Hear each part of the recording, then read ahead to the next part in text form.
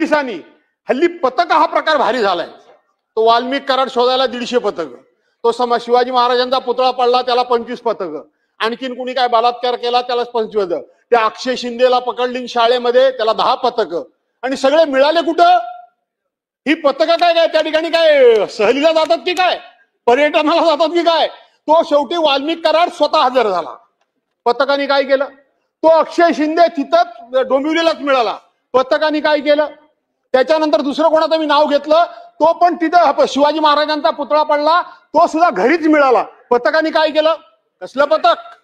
काय पथक? सरकारी पैशानं हे लोक पर्यटनाला जातात की काय पोलीस?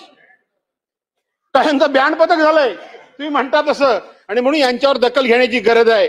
अध्यक्ष महोदय, दुसरा एक विषय आहे, परवानच्या दिवशी आमच्या गुहागर मधला एक नाटेकर नावाचा माणूस कारल्याला त्या ठिकाणी एकविरा आईच्या दर्शनाला आला, एकविरा आईच्या दर्शनाला आला, दर्शन केलं आणि गर्दी होती म्हणून तिथल्या बाजूच्या बंगल्याच्या कंपाऊंड मध्ये त्यांनी गाडी रिव्हर्स घेऊन फक्त गाडी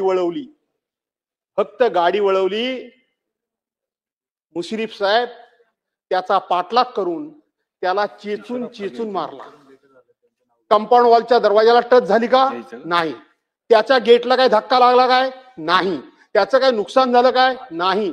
ते नाना तऱ्हेनं तो हातापाय पडत होता, अरे मी नुसती गाडी वळवली, मला सोडा, तुमचं काय म्हणणं असेल ते करा। त्याला अक्षरशः मंत्री महोदय पुण्याला, लोणावळ्याला, कारलाला, एकविराई देवीच्या त्या रस्त्यावर ठेचून मारला।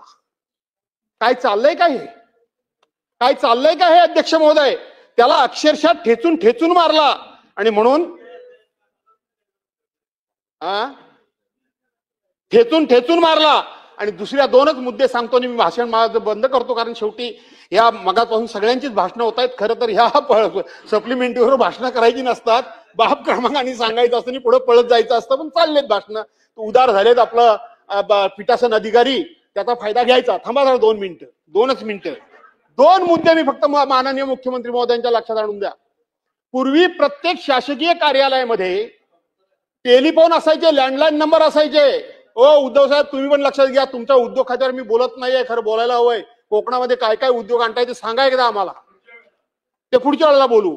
आणि म्हणून पूर्वी प्रत्येक खात्यामध्ये टेलिफोन नंबर होते, तुम्ही पण ताई लक्षात घ्या, लँडलाईन होते। आता कुठल्याही खात्यामध्ये लँडलाईन राहिलेले नाहीत। कुठे शोधायचं पोलिसांना तुमच्या? कुणी शोधायचं? लँडलाईन नंबरच अस्तित्वात नाही।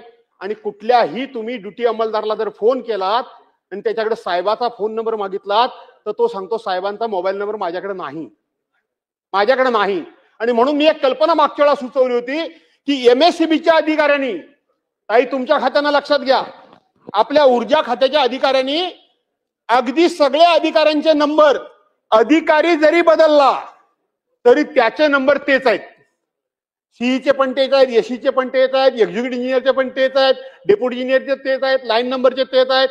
अधिकारी जाऊ द्या, लँडलाईन प्रमाणात तो मोबाईल नंबर त्या माणसाकडेच राहिला पाहिजे किंवा तो नंबर तिथे राहिला पाहिजे। अशा प्रकारची मंत्री महोदय व्यवस्था करा, ही अवघड नाहीये। आमच्या एसपींची तुम्ही रत्नागिरी 24 न्यूज चॅनलला आताच सबस्क्राइब करा आणि शेअर करायला विसरू नका।